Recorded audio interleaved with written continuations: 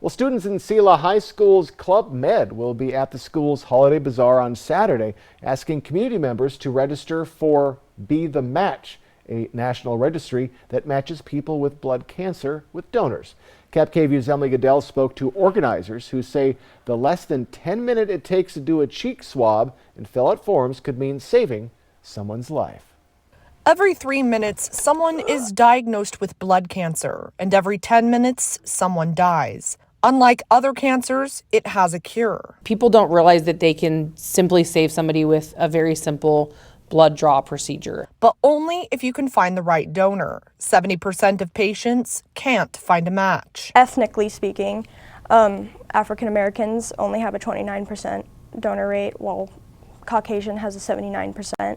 If you fall into a category of ethnicity that has a low donor rate, you're going to have a very low chance of finding someone. And if they can't? It depends, but likely they do not survive depending on that type of blood cancer or disease they have, and they could be on the registry for years. That's why 16-year-old Selah High School student Taylor Odlin is heading up a project to add more potential donors to the National Registry. It's important to me because of how much is not known and how much help there isn't out there for people in need. For one teacher, it hits close to home. My mom has a blood cancer, and I didn't know if I needed to be her match. Her mom didn't, but her aunt needed a donor and got one. That was critical to helping her at that moment because there was little time. Some of these patients, though, they only have a couple months, so matching is critical. You have to be 18 to 40 and meet some basic health requirements, but registration and a quick cheek swab takes less than 10 minutes. If you're a match, 15% of the time you're doing